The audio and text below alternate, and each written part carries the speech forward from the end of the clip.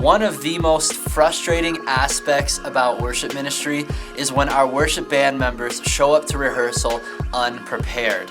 While there's no magic silver bullet instant solution to this problem, in this video I do want to share some tips with you that are going to help you hopefully discover the root cause of this problem, as well as give you some ideas on how to inspire your worship team to show up to rehearsal prepared.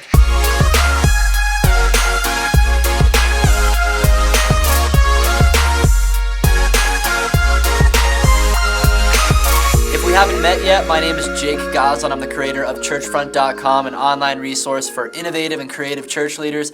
If you haven't yet, subscribe to the channel and hit the notification bell so you can receive all of our latest content to help you grow yourself and grow your church. And this video is brought to you by Worship Leader School, where you will find all the advice, training, and support you need to plan and lead worship. Click the link in the description to learn more. One of the courses that I've been working on for Worship Leader School is called How to Lead Worship Band Rehearsal. It's so important for us worship leaders to know how to lead our band members through that so that they can be prepared and confident to lead worship during the actual Sunday service. I emailed the folks who are on the wait list for Worship Leader School and asked them, what's your greatest challenge when it comes to preparing and leading worship band rehearsal? And the most common response I got by far, there's a lot of other great responses too and lots of other challenges worship leaders face, but the most common one is that my band members are showing up to rehearsal unprepared. And I totally get how frustrating this can be, because we as worship leaders put so much time and energy and planning and passion into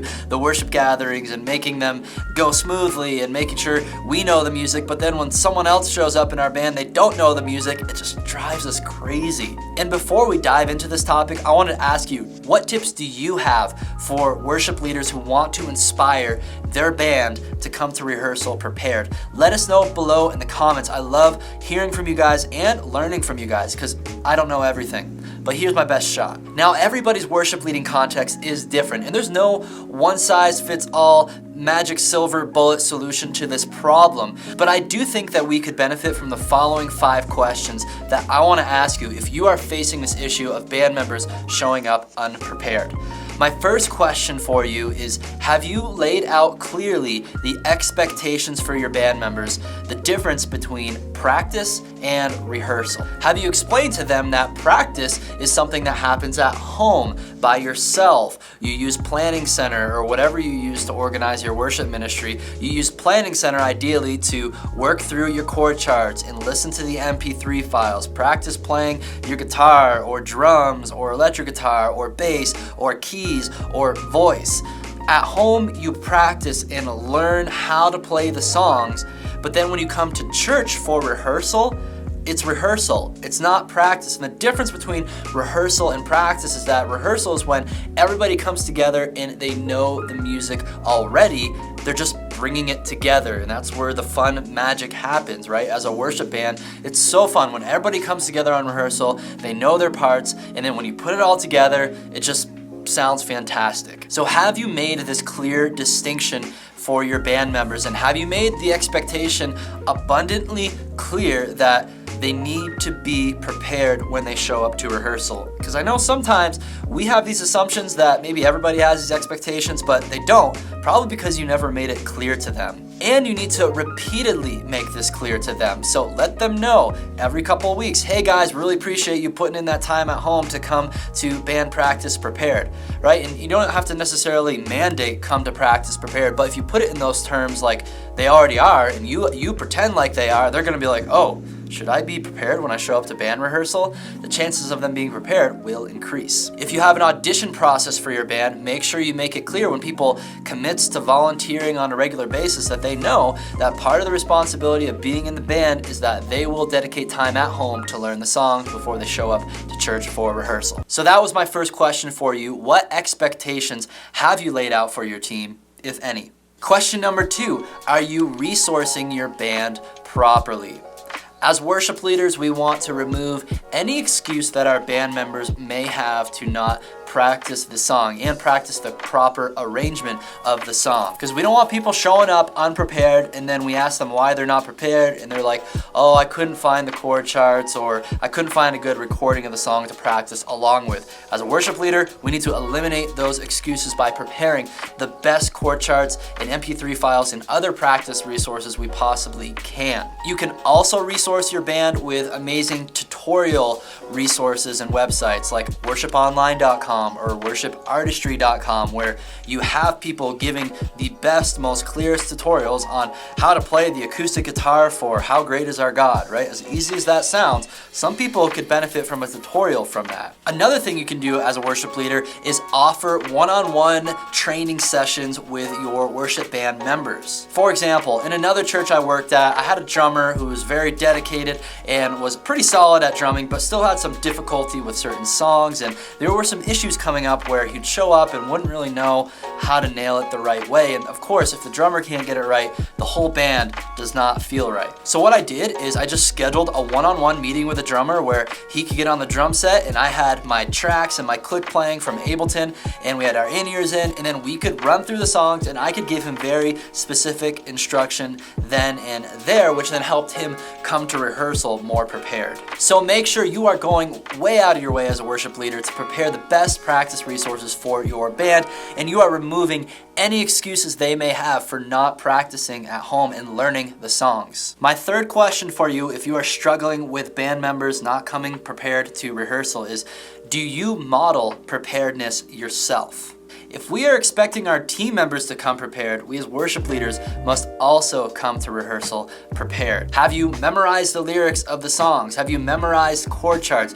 Do you know the arrangement of the song like you do the back of your hand? Is it so familiar to you that you can easily troubleshoot any issues you hear, and you can also easily give your band members a clear roadmap of how the song is supposed to go? Lead by example and make sure that you are modeling preparedness for your team. Question number 4, and I think this one is going to be a game changer for a lot of you.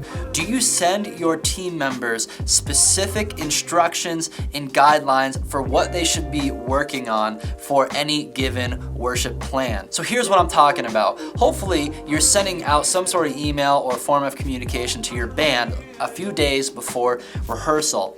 In that email, obviously you have the order of service planned by then, and you're telling people, hey, the songs are up, all the practice resources are there, go practice them. The problem with just stopping at, hey, the songs are up, go practice them, go learn them, is that instruction is very vague, and people quite honestly just won't take it seriously. Unless if they're really driven and motivated to want to learn the songs themselves. When you don't give people specific instructions and tasks that they are responsible for, the chances of them not doing anything are drastically high. So one quick trick that I started implementing in my pre-rehearsal email that I sent out is that I would list out the different songs, and then for each song I would list out the different band members' names and be like, Jack, the guitars, I'm just making up these names, work on that lead lick in the interlude between chorus 1 and verse 2, or whatever. Give them very specific things they need to work on. Tony, the drummer, make sure you really focus in on honing in that build up coming out of the bridge into the last choruses of that Hillsong song. If you don't do it right, it's gonna make the whole song flop. No pressure, Tony. So my point here is that when people are given specific instructions, then they have something more specific they can be held accountable to. And I would recommend having all that information in that like one email or in one place where everybody can see it, because then Jack will know if Tony is going to nail that drum part or not, and Tony's going to know if Jack actually did work on learning that lead guitar part.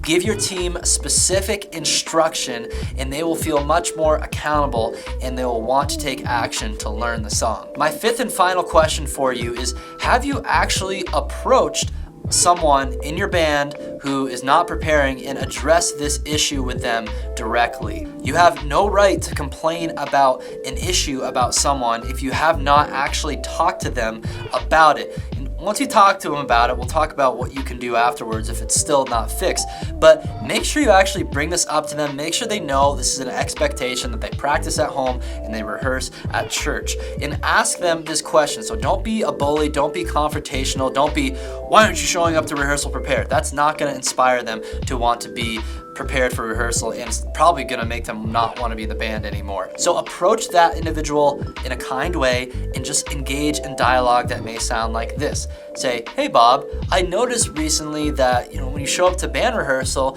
you haven't really quite nailed your part of the song, and that kind of makes it a struggle for everybody else to nail their part of the song. And I just wanted to ask, what can I do to help you come more prepared to worship band rehearsal? So what you can do is ask them that question and put the ball in their court to come up with a solution. So that's a way to raise the issue with them without sounding like a complete meanie or jerk. And then after you put together a solution, give it some time, allow that person time to make change and to do what they said they would do, which is hopefully actually change the amount of time they practice at home so they come prepared. And then maybe after a few weeks or maybe a couple months, reevaluate, see if they've actually been taking action, see if they're actually taking it seriously. And if they're not, you're gonna have to have another conversation with them and say, hey, look, I asked you about this a couple weeks or a couple months ago and I've seen no progress at all. Ask them the question, do you even want to be in the band anymore? And this is totally up to you and your leadership preference. You have to decide if it's okay to have someone continue to be on the band if they continue to show up unprepared. My personal preference is no. I'm going to give them a chance to change, and if they don't change, I'll have the hard conversation, maybe even give them one more chance to be like, hey, look, the next 2 times you play, you have to come prepared to really prove to me that you're serious about it. But I would guess most likely that a lot of the people who come unprepared to rehearsal honestly don't care that much about being in the band, and you could probably find and recruit other people who are more passionate about being a part of your team. So those are the 5 questions I have for you and the tips I have for how to increase the chances of your worship band showing up to rehearsal